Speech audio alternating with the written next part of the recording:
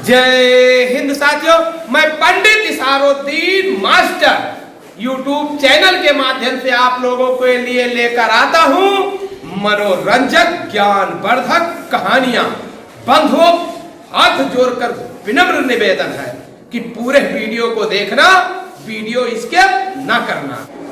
होई है सोई जो राम रचि राखा, को करि तर्क बढ़ावै शाखा। इसी पर बंधुओं, आज हम आप लोगों को एक कहानी सुनाएंगे। एक समय की बात है, एक बस चालक 50 यात्रियों को लेकर के एक बहुत बड़े जंगल से वह गुजर रहा था कि बस चालक बस को लेकर के बीच जंगल में पहुंचता है। उस बियाबान जंगल में बादल गरजते हैं, बिजली चमकती है, हल्का बारिश होने लगता है, बहुत तेजी से तूफान आता है। अब बस चालक बहुत डर जाता है, उसका बस हवा के झोंकों से जंप मारने लगता है, बहुत ज्यादा डर जाता है। वो सोचता है आज आखिर क्या होने वाला है, कोई ना कोई तूफान आने वाला है, आज कोई ना कोई घटना घटने वाली है, आज कोई ना कोई असंभव होने वाला है। वो बहुत परेशान हो जाता है। फिर वो अपने बस में उनको ध्यान देता है और फिर उसके मन में एक ख्याल आता है। मन में ख्याल यह आता है कि किसी न किसी व्यक्ति की आज मौत है। इस बस में कोई ऐसा व्यक्ति बैठा है जिसकी आज मौत है और उसी मौत के कारण आज चिर्री गिरेगी, आसमानी बिजली गिरेगी, जिससे मेरा पूरा का पूरा बस बढ़ जाएगा, सब लोग मर जाएंगे। उसने अपने मन के अंदर एक आइडिया सोचा, एक विचार। बस को रोक करके एक एक यात्री से बताया कि आप लोग कौन सा काम करिए, बस से एक एक करके नीचे उतरिए और जा करके जो बगल में एक पेड़ लगा है उसे छू छू कर आइए। अब होता क्या है, कहते हैं ना, गुरु वशिष्ठ ज्ञानी ते विधि के विधान न जानी। और वो एक ड्राइवर, वह एक चालक क्या जाने क्या होने वाला है। उसने तो केवल एक दिमाग लगाया, उसने केवल एक आइडिया लगाया। उसने कहा प्रत्येक पैसेंजर से, प्रत्येक यात्री से आप बस से उतरिए और जा करके एक पेड़ लगा है उसको छूकर आइए। एक आदमी उतरता था, पेड़ छूने के लिए जैसे ही जाता था वैसे ही वह, हे मालिक ईश परमात्मा जगदीश प्रभु जगन्नाथ करुणा के सागर पारमर परमेश्वर, जिसकी मौत हो उसको आप मार दीजिए लेकिन मुझे बचा लीजिए, जिसकी मौत हो उसे मार दीजिए, मुझे बचा लीजिए। यही बात होता रहा, यही बात चलता रहा। एक एक यात्री गए और पेड़ को छुए और चले आए, फिर बस में बैठ गए। लास्ट में एक आदमी बचा, लास्ट में एक आदमी बचा। जब लास्ट में एक आदमी बचता है, जब लास्ट में एक आदमी बचता है तो वह आदमी नीचे उतरने को राजी नहीं होता है, नीचे उतरना नहीं चाहता है। बस चालक ने कहा, कब वक्त तुम बस से नीचे उतर जा, क्योंकि तेरे ही वजह से आज आसमानी बिजली हमारे बस के ऊपर गिरेगी और सब लोग मारे जाएंगे। क्योंकि जितने भी पैसेंजर 50 के 50 यात्री इसमें बैठे थे, सब एक एक करके नीचे उतरे, किसी पर भी आसमानी बिजली नहीं गिरी। लेकिन तुम इस पर बैठा है, हमको लगता है तेरे वजह से ही तूफान आ रहा है, तेरे वजह से बिजली ऊपर गिरेगी, हम सब निर्दोष मारे जाएंगे। वह बोला, कौन बोला? जो एक बूढ़ा व्यक्ति बैठा था बस में, वह बोला, धरती पर जब तक भी एक सत्यवादी रहेगा तब तक धरती का विनाश नहीं होगा। जब पूरी धरती की धरती पर रहने वाले लोग सब अपराधी हो जाएंगे तब धरती का विनाश होगा। यदि मेरी मौत लिखी है, तुम लोगों की जिंदगी लिखी है, तो आप लोगों की ही वजह से मैं जिंदा बच जाऊं, क्योंकि भगवान कभी अन्याय नहीं करेंगे। ईश्वर, ईश परमात्मा जगदीश अल्लाह गॉड कभी अन्याय नहीं करेंगे, वो न्याय करेंगे।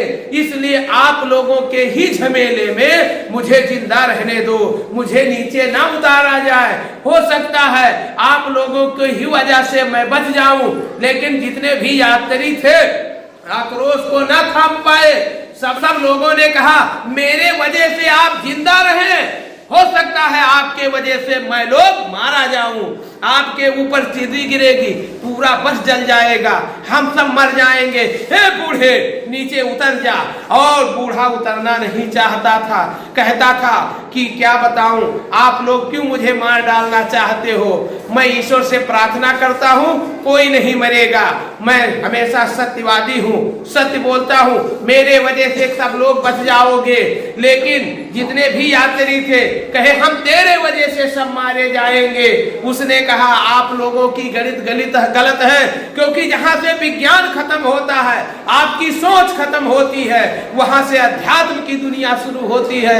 कहा गया है ना, गुरु वशिष्ठ ज्ञानी ते विधि के विधान न जानी, तुम कौन जानने वाले होते हैं। लोगों को आक्रोश आया और बुढ़े को लात मार करके बस से धकेल दिया और बुढ़ा गिरा खाई में ढमरिहा करके नीचे चला गया।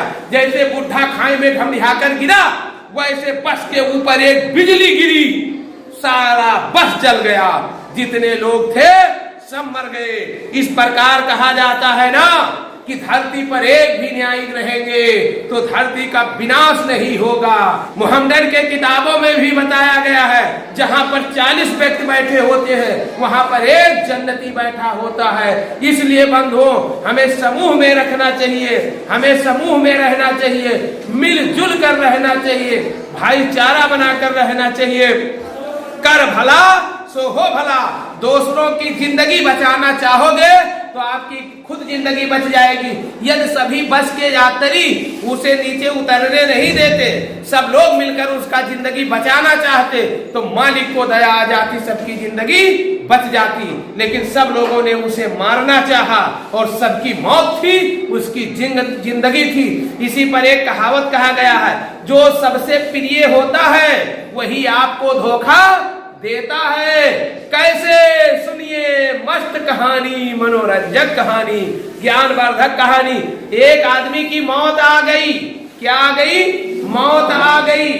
वह आदमी जब युवा था तो एक फकीर को दान दिया, तो फकीर ने जब दान लिया तो उसने उसको आशीर्वाद दिया। तो उसने फकीर से कहा मुझे आशीर्वाद मत दीजिए, मुझसे यह बता दीजिए कि मेरी मौत कैसे होगी। तो वहां पर जितने भी लोग जुटे हुए थे, सब लोगों ने कहा नहीं नहीं बाबा, इसके विषय में बता दीजिए, इसने आपको दान दिया है कि आपकी मौत कैसे होगी। तो उस फकीर ने बताया आपकी मौत का कारण आपके औलाद बनेंगे, आपके चाहने वाले बनेंगे, यही लोग मिलकर आपको मरवा देंगे एक दिन। उसने कहा ऐसा नहीं होगा। एक दिन जब मरने का टाइम आ गया, मलकन मौत आया, जो मौत का फरिश्ता होता है, मलकन मौत यमदूत आया, उसके गुड़वारी खड़ा हुआ, पैर के तरफ खड़ा हुआ और उस फकीर ने बताया था कि पैर से आपका जान निकाला जाएगा और आपके मरने का कारण आपके औलाद बनेंगे। जैसे ही मलकन मौत का फरिश्ता पैर के तरफ खड़ा हुआ, तैसे वो घूम करके पैर दक्षिण कर लिया, सर उत्तर कर लिया। अब मलकन मौत आया, दक्षिण खड़ा हुआ, उसने पैर को उत्तर कर लिया।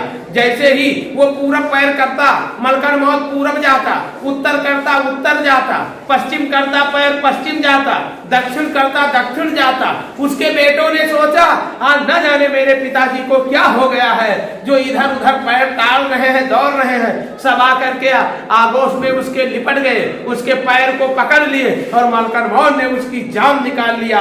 गुरु वशिष्ठ ज्ञानी ते विधि के विधान न जानी। हम लोग कौन होते हैं? अध्यात्म की दुनिया जानने वाले। जहां से विज्ञान खत्म होता है वहां से अध्यात्म शुरू होता है।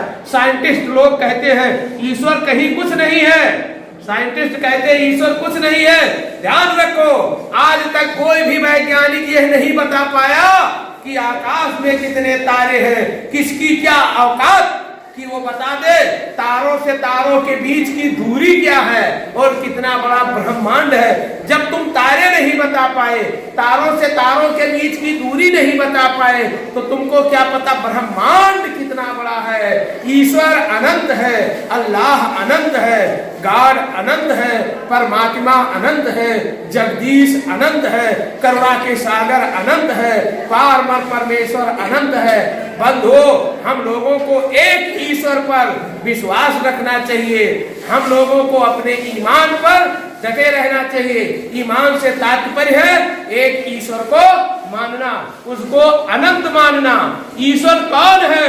जो ना जन्म लेता है, ना मर सकता है, ना कट सकता है, ना मिट सकता है, ना उसके कोई औलाद है। वही तुम्हारा ईश्वर है और बाकी सब पाखंड है। बंधुओं, अगले वीडियो में हम आपको सुनाएंगे रामायण की सच्ची कथा।